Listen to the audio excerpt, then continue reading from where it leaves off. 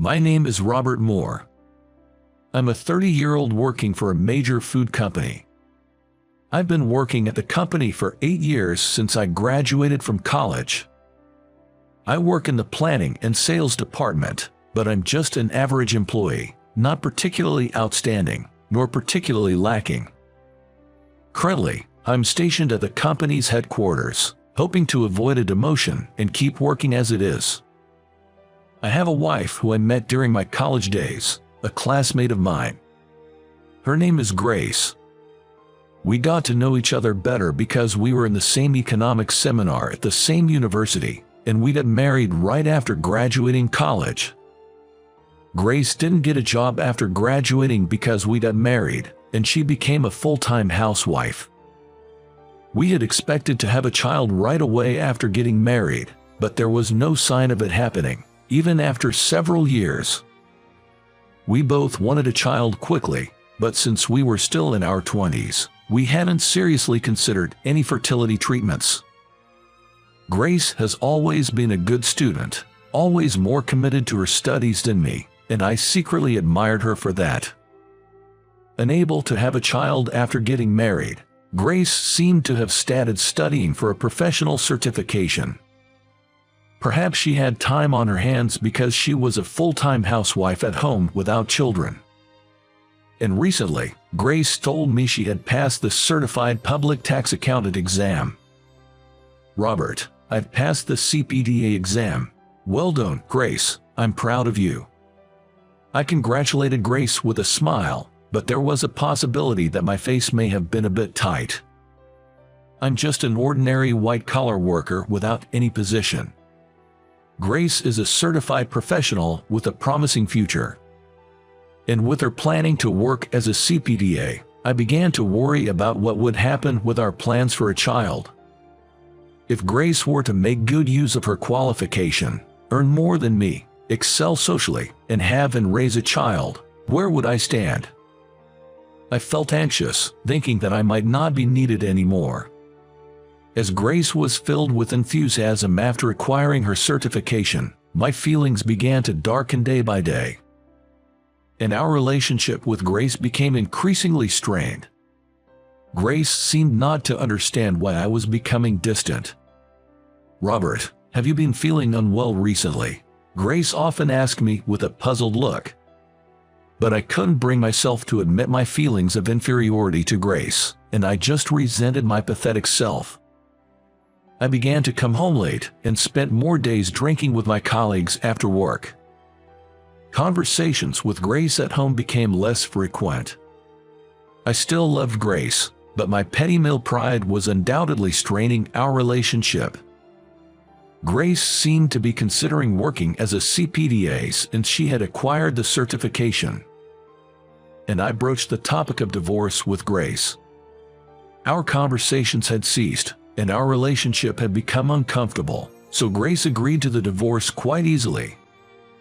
Perhaps Grace also felt guilty about not being able to have a child, or so I thought. The day before I divorced Grace, I went to my favorite diner alone and cried in secret. As I traced back our days together, remembering Grace, whom I first met in college, I wasn't sure if getting a divorce was the right thing. Robert, let me do it for you.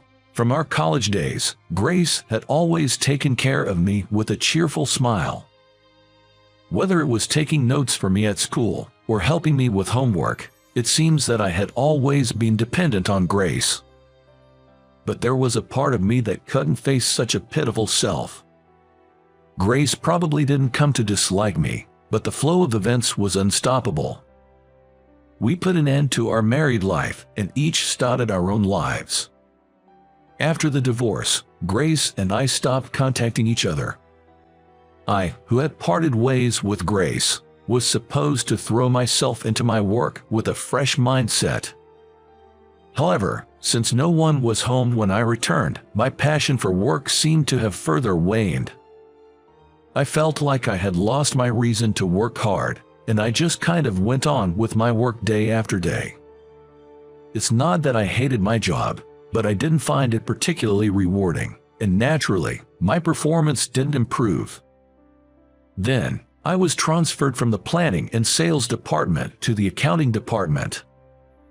I had no experience in accounting, and I didn't understand why I was suddenly transferred to the accounting department.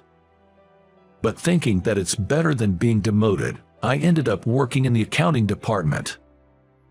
Dealing with finances meant that it was a pretty nerve-wracking job. What's more, my boss in the accounting department was the president's son, a man named Jacob. Jacob was highly motivated and famously strict. Having graduated from a university abroad, and with plenty of experience in major companies, he also boasted qualifications as both a certified public accountant and a certified public tax accountant in a foreign country. With such a profile, the president's son was rumored to be the next president. It was reassuring for the company to have such talent, but unfortunately, he was quite harsh to other employees as well. "Robert, what is this document? Generally, you are too slow to complete paperwork and your analysis is too superficial." I'm sorry. I just transferred and it's been quite challenging." Don't make excuses every time. Excuses are cheap. Our company is set to grow rapidly and no one will listen to excuses. "I'm sorry. I'll be more careful in the future." If you have time to apologize, you should study more about accounting. How will you work in a company without understanding even basic accounting? "Yes, I'll study more about accounting." I was sweating bullets being chastised by Jacob. I seriously felt like I was in deep trouble. I realized that I didn't have time to complain about not understanding accounting. "All right, it's a matter of pride now. I'll master accounting through and through." I felt a fiery passion in my heart for the first time in a long while. Maybe I was influenced by Jacob's zeal, but his words seemed to guide me in understanding that I couldn't go on as I was. I went to a bookstore and bought books on accounting, but just reading the text didn't help me understand much. After doing some research, I felt that it might be best to attend an accounting school. I could make friends who are interested in accounting and exchange information. So, I quickly enrolled in a school that was relatively close to my home. Because of all the overtime Jacob had me doing during the week, I chose a school that offered weekend classes. "All right, I'll become a professional accountant here. I'll surprise Jacob." I opened the door to the accounting school with determination. Already, the room was filled with lots of students. Seeing this scene made me reminisce about my student days and my heart soared for the first time in a while. It made me nostalgically remember my youthful days. Looking back on my student days, my memories were filled with Grace. Come to think of it, Grace was always there by my side. Lost in my thoughts, I didn't notice that the class had started, and the school's tax consultant, the teacher, had come in. The moment I saw the teacher, I exclaimed in surprise. The tax consultant who was the teacher at this school was none other than Grace. Yes, Grace, my ex-wife. There was no mistake. She seems to have become younger and more lively.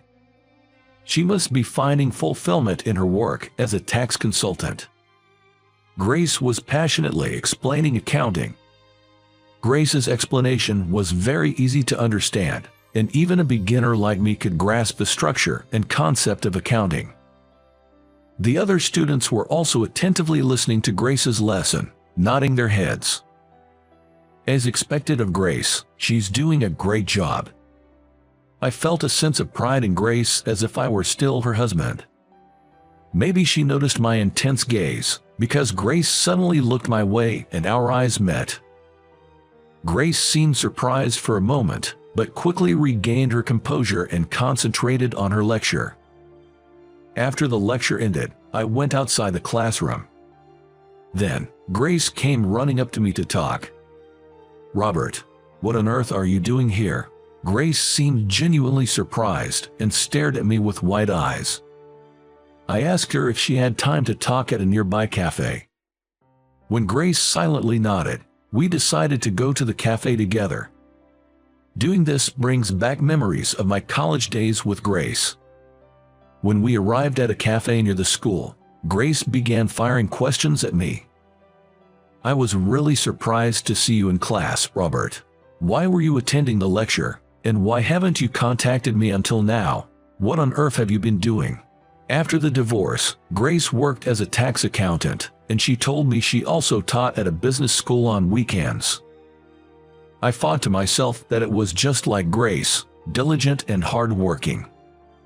She hadn't changed a bit since our student days. It seemed that Grace cared about me even after our divorce, but because I hadn't reached out at all, it was difficult for her to do so. I told her that I had been transferred to the accounting department at work, and that my new boss was a rather strict person who didn't compromise. Because of this, I had to study accounting hard, even on weekends, and that's why I started attending the business school. "I had no idea that you were teaching at this accounting school, Grace." When I said this with a laugh, Grace also laughed. "What a coincidence, but if that's the case, I can help you out." With her eyes sparkling, Grace told me that. From then on, whenever I went to the school on weekends, Grace gave me extra lessons. She answered all my questions, and thanks to the homework she came up with for me, I gradually gained a deep understanding of the subject. Whenever I had a problem with accounting at work, I would consult with Grace, and she would come up with several solutions for me. I started to digest her proposals and submit them to the company after analyzing them. I started spending hours debating with Grace every weekend. And before I knew it, Grace had once again become an indispensable person in my life. "Hey Grace, have you found someone else?" One day, I decided to voice the question that had been on my mind. I felt incredibly selfish asking Grace to get back together after I was the one who initiated the divorce, but I couldn't help but ask. Grace silently shook her head. I felt a profound sense of relief and couldn't help but laugh. "Why are you laughing? Do you think it's funny that I'm not popular?" Grace glared at me, seeming a little annoyed. "No, it's not that. I'm just relieved that you're still single. I've been reminiscing about our student days and wondering if we could spend time together again." At that, Grace's face turned bright red. It seemed that my words had made her a little shy. She was back to the face of the wife I knew, rather than the serious instructor. Since then, Grace and I started living together again. When I came home from work, Grace would listen to any work-related troubles I had. By that time, Grace had become a reliable partner and an irreplaceable presence in my life. Change was certainly happening at the company. Jacob was devising a new management strategy to further expand the company. I fully supported Jacob from an accounting perspective. Of course, this included a lot of Grace's ideas, but that was a secret within the company. Then, the management strategy Jacob built succeeded, greatly increasing the company's sales. Soon, my remarkable performance started to be talked about within the company.